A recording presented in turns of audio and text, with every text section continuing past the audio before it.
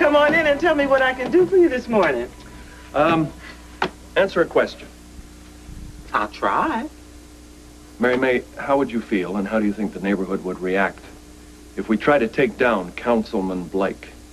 Luke, are you asking me how I feel about the accountability of an elected public official, or how I feel if I embarrassed a black man?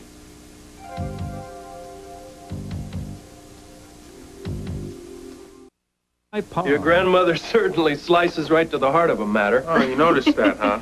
Well, Justice filled me in on your suspicions about Councilman Blake and what you'd like to do about it. Okay, well, there's two ways to play this, Mary Mae. Either we go the slow, tedious route, which is to report him to the IRS and hope for an investigation, or we go public with the questions that all of us have. And you're asking me about the ramifications of that on the community? Right. As well as financial support to the Bradley Ward house? Wrong is wrong. And all of us in this room agree with you, Grand Mae, but not everybody will. A white man goes after a black man, a city councilman who has risen up the social, political, and economic ladder.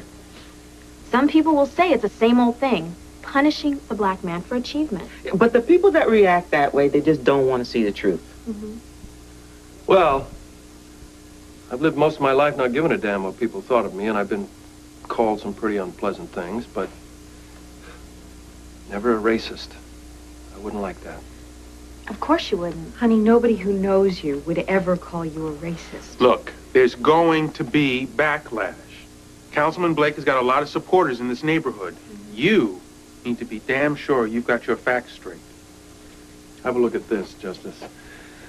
That's a financial summary of the statement that he filed when he ran for office. Now, look right here. This is his annual income.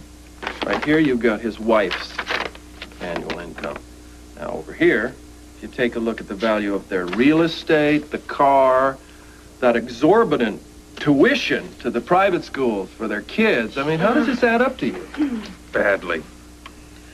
Well, if that's true, and Councilman Blake is on the take and working for ELQ to bring an incinerator here and destroying the fabric of our community, then, Then what, Grand Mae?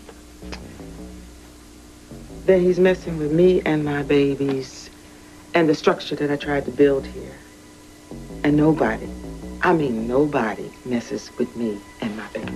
Yes, go, Mae Mae. How do you want to play this? Well, as I understand it, you want me to invite the good councilman here in my parlor for tea for a little question and answer period. Sounds good to me. And Jason Quartermain would like to be here for that. And Laura, your good friend, Tiffany Hill, just happens to be in the neighborhood that day? Uh-huh, with a little camera crew attached to her hip. Now we're talking. Yes, do you believe this? Mary Mae Ward, co-conspirator. Oh, is that what I am? Yeah. I thought I was just having a friendly little tea party.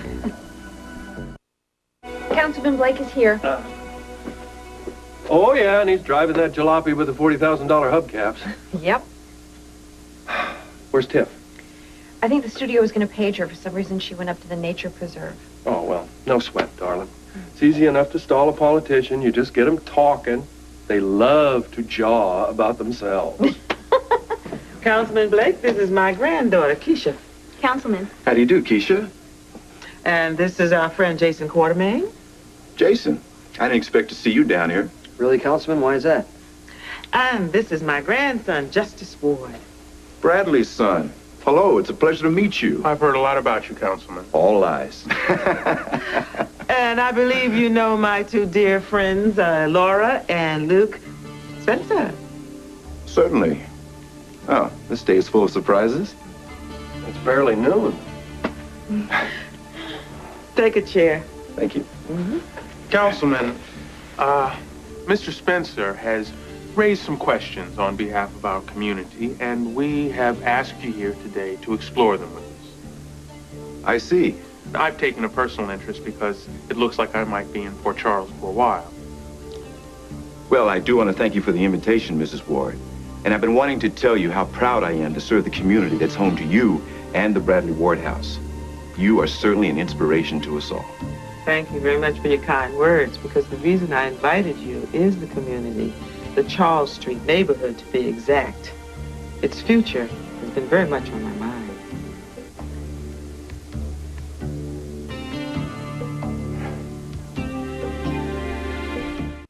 The responsibility of the city council and my responsibility as your elected representative to that body to determine the best interests for all members of the community.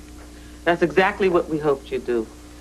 Don't you realize that the taxable revenues generated by this incinerator will pay for after-school programs, for park maintenance, for street repair? You could fall into a couple of those potholes on Royal Street and never be heard from again. How are the shocks on that car you drive? Do you just see those potholes, or do you actually feel them? Hi, darling. I hope I haven't kept anybody waiting.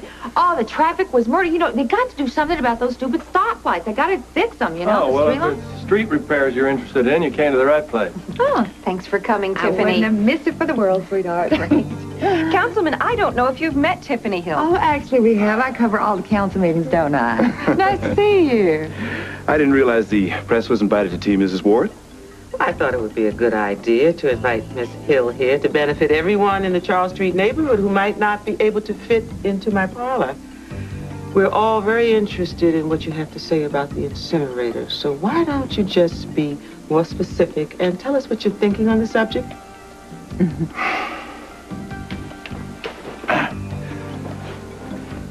Well, my first impression of this project and its impact on the neighborhood was certainly favorable. The incineration of toxic waste unquestionably is the safest means of disposal. The jobs generated, as well as the overwhelming economic impact on the community, can only be positive. But this is a residential neighborhood. A neighborhood of homes and churches and playgrounds and schools and a lovely old park where children play and neighbors meet. Senior citizens sit out on benches to get the sunlight. I don't want heavy industry in my backyard. Mrs. Spencer, with all due respect, that's a very limited point of view. Well, how do you feel about the construction of the incinerator so close to the school? Or does that concern you, Councilman? I mean, your children do go to a private school on the other side of town, right? Yes. What about that, Councilman Blake?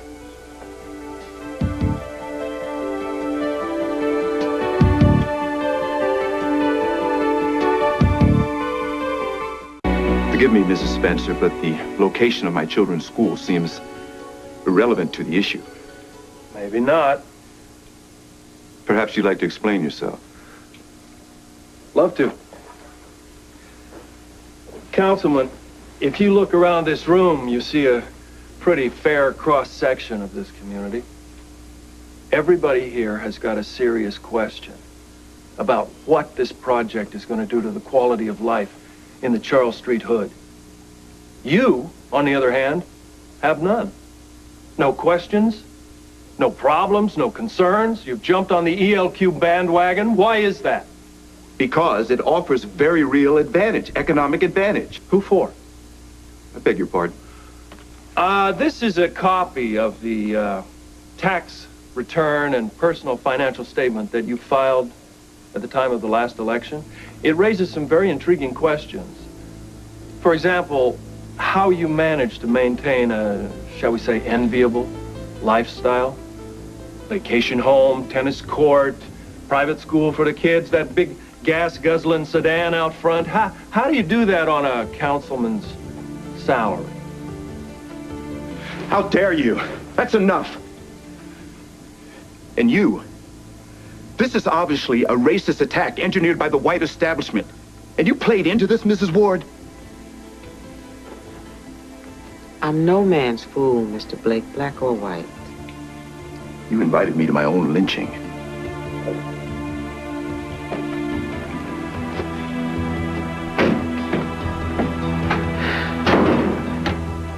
Well, I'd say we hit a nerve.